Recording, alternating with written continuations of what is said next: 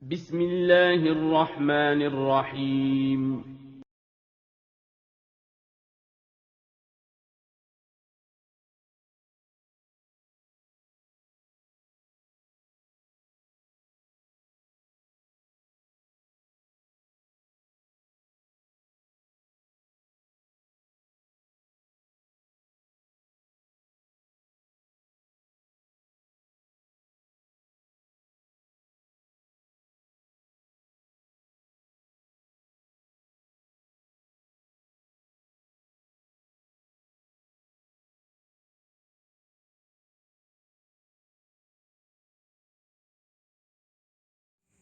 Bismillahirrahmanirrahim.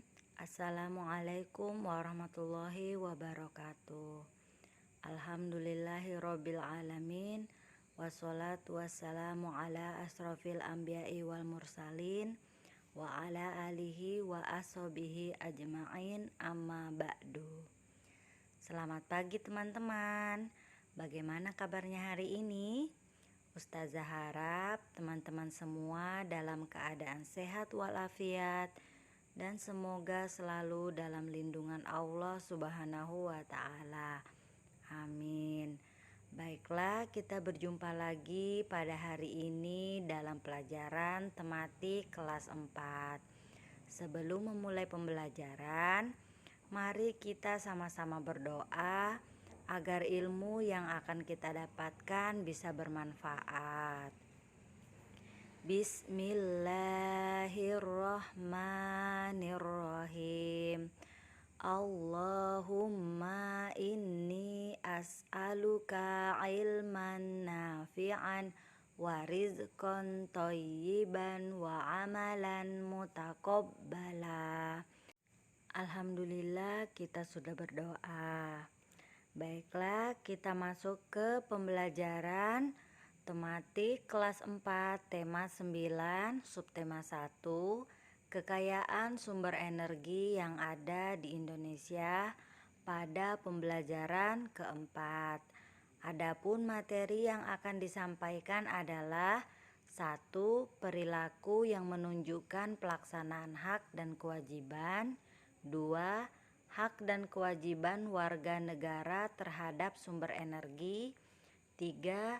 Hak dan kewajiban konsumen listrik. Dan yang keempat, manusia dan lingkungan. Baiklah, kita langsung masuk ke materi yang pertama, yaitu perilaku yang menunjukkan pelaksanaan hak dan kewajiban. Pada pembelajaran sebelumnya, kalian telah mempelajari berbagai macam jenis energi. Kalian juga telah mempelajari manfaat sumber energi. Oleh karena itu, kalian seharusnya makin tahu dan makin bijaksana dalam memanfaatkan sumber energi yang ada. Nah, teman-teman, jika kita menghemat energi, otomatis kita akan menghemat biaya. Jadi kita mempergunakan energi yang ada dengan seperlunya saja. Kenapa? Karena energi yang kita pergunakan tidak dapat diperbarui. Oleh karena itu, sudah seharusnya kita mempergunakan energi dengan sehemat mungkin. Jadi, otomatis kita akan menghemat biaya. Contoh energi yang perlu kita hemat adalah listrik. Listrik adalah suatu energi yang keberadaannya tidak dapat dilihat, namun manfaatnya dapat dirasakan. Listrik sangat penting dan cukup berpengaruh dalam kehidupan manusia. Pada masa sekarang ini, listrik berperan penting dalam membantu pekerjaan sehari-hari. Keberadaan energi listrik memakan biaya yang tidak kecil. Kita harus membayar biaya pemasangan listrik di rumah dan membayar biaya penggunaan setiap bulannya. Jadi, dapat disimpulkan apabila kita boros dalam pemakaian listrik, maka kita pun boros terhadap biaya. Nah, jadi teman-teman, semakin banyak listrik yang kita pergunakan, maka biayanya pun akan semakin besar. Jadi, Kalian harus menghemat energi mulai dari sekarang dan seterusnya. Cara melakukannya dengan apa? Dengan 1. Tidak menyalakan lampu pada siang hari. 2. Nyalakan lampu apabila diperlukan saja. 3. Lampu dinyalakan maksimal 10 jam setiap hari. 4. Matikan peralatan elektronik yang tidak digunakan. Dan yang kelima, penggunaan listrik dengan seoptimal mungkin.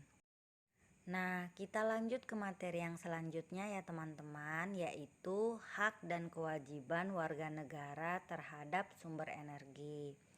Sumber-sumber energi yang ada di Indonesia yang menyangkut kepentingan orang banyak dikelola oleh negara dan digunakan sebesar-besarnya untuk kemakmuran dan kesejahteraan rakyat. Contohnya yaitu minyak bumi, batu bara, gas, dan air. Sebaliknya, setiap warga negara memiliki hak dan kewajiban untuk memanfaatkan energi dengan bijaksana dan hemat. Berikut kewajiban terhadap sumber energi. Setiap orang memiliki tanggung jawab dan kewajiban besar terhadap lingkungan dan sumber energi. Setiap aktivitas manusia memiliki pengaruh yang besar terhadap lingkungan. Hubungan manusia dan lingkungan sangat erat. Maksudnya, semua aktivitas manusia akan berpengaruh terhadap alam. Karena pengaruhnya terhadap alam sangat besar, manusia berkewajiban menjaga alam dengan baik, ya. Berikut adalah kewajiban manusia dalam penggunaan sumber energi dalam kehidupan sehari-hari, yaitu A. Menghemat energi dengan cara menggunakannya sesuai keperluan. B. Memanfaatkan teknologi dan peralatan yang ramah lingkungan. C. Menjaga dan melestarikan alam untuk menjaga ketersediaan sumber energi. D. Melakukan reboisasi untuk menjaga ketersediaan sumber air.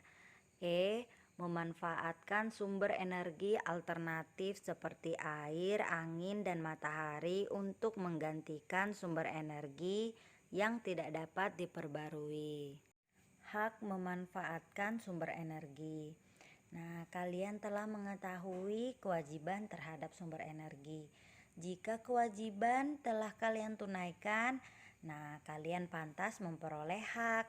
Setiap orang memiliki hak yang sama dalam menggunakan energi agar dapat menunjang kehidupan atau kegiatannya sehari-hari. Untuk hal-hal tertentu, setiap orang juga berhak mengelola energi. Hak mengelola energi diperbolehkan selama tidak melanggar undang-undang. Materi yang ketiga yaitu hak dan kewajiban konsumen listrik. 1. Hak konsumen listrik. A. Mendapatkan pelayanan yang baik. B. Mendapatkan tenaga listrik secara terus-menerus dengan mutu dan keandalan yang baik. C. Memperoleh tenaga listrik yang menjadi haknya dengan harga yang wajar. D. Mendapatkan pelayanan untuk perbaikan apabila ada gangguan tenaga listrik. E. Mendapat ganti rugi apabila terjadi pemadaman yang diakibat kesalahan atau kelalaian pengoperasian. 2. Kewajiban konsumen listrik. A. Melaksanakan pengamanan terhadap bahaya yang mungkin timbul akibat pemanfaatan tenaga listrik. B. Menjaga keamanan instalasi tenaga listrik milik konsumen. C. Memanfaatkan tenaga listrik sesuai peruntukannya. D. Membayar tagihan pemakaian tenaga listrik. E. Menaati persyaratan teknis di bidang ketenaga listrikan. F. Bertanggung jawab apabila karena kelalaiannya mengakibatkan kerugian pemegang izin usaha penyedia tenaga listrik. Materi yang keempat atau yang terakhir yaitu manusia dan lingkungan. Manusia dapat mempengaruhi lingkungan. Manusia makhluk dominan di muka bumi sehingga seluruh kegiatannya akan mengakibatkan perubahan lingkungan yang ada di sekitar. Lingkungan amat penting bagi kehidupan manusia. Segala yang ada pada lingkungan dapat dimanfaatkan oleh manusia untuk mencukupi kebutuhan hidupnya. Oleh karena itu, lingkungan memiliki daya dukung bagi kehidupan. Lingkungan memiliki hubungan dengan manusia. Lingkungan memengaruhi sikap dan perilaku manusia. Demikian pula kehidupan manusia akan mempengaruhi lingkungan tempat hidupnya. Faktor lingkungan seperti tanah, iklim, topografi, dan sumber daya alam dapat menjadi prakondisi bagi sifat dan perilaku manusia. Lingkungan dapat mempengaruhi kehidupan manusia. Manusia juga dapat mempengaruhi lingkungan demi kemajuan dan kesejahteraan hidupnya. 1. Dampak positif dan negatif perubahan lingkungan. Perubahan lingkungan dapat berpengaruh baik secara positif maupun negatif. Pengaruh positif bagi manusia terjadi karena manusia mendapatkan keuntungan dari perubahan tersebut. Nah, adapun pengaruh tidak baik terjadi karena perubahan tersebut dapat mengurangi kemampuan lingkungan untuk menyokong kehidupan. Lingkungan tidak akan berubah sebelum manusia mendahuluinya. Lingkungan akan mengeluarkan produk samping terhadap perlakuan manusia. Jika produk itu baik, maka hasilnya pun akan baik. Jika tidak, maka hasilnya pun akan tidak baik. Contohnya, penanaman hutan kembali atau reboisasi di kota-kota besar. Nah, ini menghasilkan dampak yang positif. Jadi, dengan reboisasi akan tertata hutan kembali dan mengurangi dampak polusi kota karena polusi industri dan kendaraan bermotor. Sebaliknya, jika terjadi dampak negatif, maka hal-hal yang dilakukan manusia terhadap lingkungan juga negatif. Contohnya, penggundulan hutan, pembakaran hutan atau lahan, dan pembebasan lahan untuk pemukiman. Nah, hal-hal seperti itu akan menyebabkan banjir dan tanah longsor.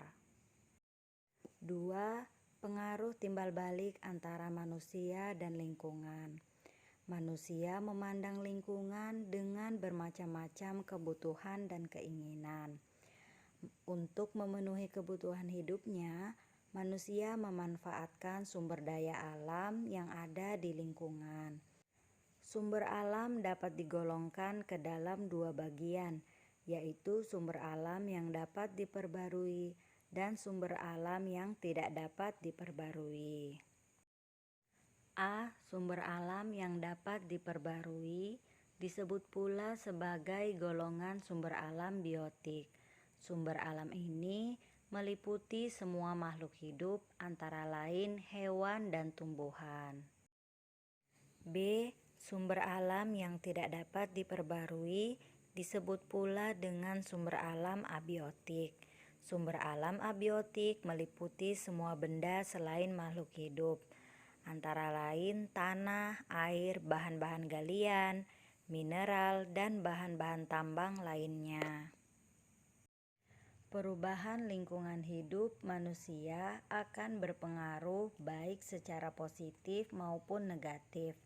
Berpengaruh baik bagi hidup dan kehidupan manusia jika manusia mendapat keuntungan dari perubahan tersebut. Sebaliknya, akan berpengaruh tidak baik jika perubahan tersebut dapat mengurangi kemampuan alam lingkungan hidupnya untuk menyokong kehidupan.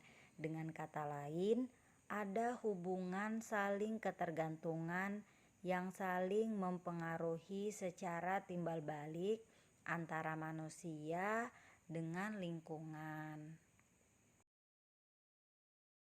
3. Pemanfaatan alam. Dalam pemanfaatan alam, manusia terkadang tidak memperhatikan dampak yang ditimbulkan. Beberapa bentuk kerusakan lingkungan yang dipengaruhi oleh aktivitas manusia yaitu pencemaran lingkungan dan degradasi lahan. A. Pencemaran lingkungan. Berdasarkan jenisnya, pencemaran dapat dibagi menjadi 4, yaitu pencemaran udara, pencemaran tanah, pencemaran air, dan pencemaran suara. 1. Pencemaran udara. Pencemaran udara disebabkan oleh asap sisa hasil pembakaran, khususnya bahan bakar fosil yang ditimbulkan oleh kendaraan bermotor, mesin pabrik, dan mesin pesawat terbang, yang dapat menyebabkan berbagai penyakit pernapasan seperti batuk dan sesak nafas. 2. Pencemaran tanah. Pencemaran tanah terjadi karena sampah plastik atau sampah anorganik lain yang tidak dapat diuraikan di dalam tanah. Dampak pencemaran tanah adalah makin berkurangnya tingkat kesuburan tanah sehingga lambat laun tanah tersebut akan menjadi tanah kritis yang tidak dapat diolah atau dimanfaatkan. 3. Pencemaran air. Pencemaran air terjadi karena masuknya zat-zat polutan yang tidak dapat diuraikan dalam air, seperti deterjen, pestisida, minyak, dan berbagai bahan kimia lainnya. Dampak yang ditimbulkan dari pencemaran air antara lain rusaknya ekosistem perairan seperti sungai, danau, atau waduk. Akibatnya ikan-ikan yang hidup di perairan tersebut akan mati. 4. Pencemaran suara. Tingkat kebisingan yang sangat tinggi dapat mengganggu kehidupan manusia, seperti suara kendaraan bermotor, mesin kereta api, mesin-mesin pabrik, dan mesin jet pesawat.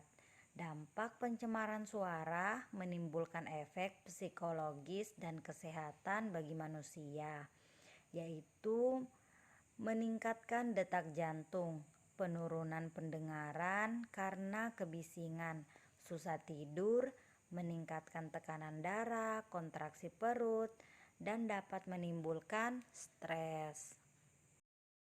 B. Degradasi lahan. Degradasi lahan adalah proses berkurangnya daya dukung lahan terhadap kehidupan. Bentuk degradasi lahan dapat berupa lahan kritis, rusaknya ekosistem, dan kerusakan hutan. Nah, yang pertama yaitu lahan kritis. Dapat terjadi karena praktik ladang berpindah ataupun karena eksploitasi penanaman yang besar-besaran. 2. Aktivitas manusia dapat menyebabkan ekosistem laut rusak. Nah, rusaknya ekosistem laut ini dikarenakan manusia menggunakan bom untuk mendapatkan ikan. Rusaknya terumbu karang berarti rusaknya habitat ikan sehingga kekayaan ikan dan hewan laut lain di suatu daerah menjadi berkurang. 3. Kerusakan hutan pada umumnya terjadi karena ulah manusia, antara lain penebangan pohon secara besar-besaran, kebakaran hutan, dan praktik perladangan berpindah. Kerugian yang ditimbulkan dari kerusakan hutan antara lain punahnya habitat hewan dan tumbuhan, keringnya mata air, serta dapat menimbulkan bahaya banjir dan tanah longsor. Nah, jadi teman-teman, aktivitas manusia sangat mempengaruhi lingkungan. Oleh karena itu, manusia harus dapat berpikir dan berperilaku secara tepat, bijaksana, dan bertanggung jawab. Nah, baiklah teman-teman, sekian untuk pembelajaran hari ini. Dan untuk tugasnya teman-teman silakan kerjakan kegiatan bersama orang tua halaman 40. Nah, teman-teman silakan tanyalah kepada orang tua kalian bagaimanakah kesadaran warga masyarakat sekitar rumah terhadap pentingnya menjaga lingkungan alam. Kemudian catatlah bentuk-bentuk kegiatan warga masyarakat sekitar rumah kalian dalam menjaga lingkungan alam. Ya, silakan dikerjakan. Setelah dikerjakan, difoto dan dikirim ke ustazah. Baiklah, sekian pembelajaran hari ini. Mari kita tutup dengan membaca doa kafaratul majelis. Subhanakallahumma wa bihamdika asyhadu alla ilaha illa anta astaghfiruka wa atubu ilaik. Assalamualaikum warahmatullahi wabarakatuh.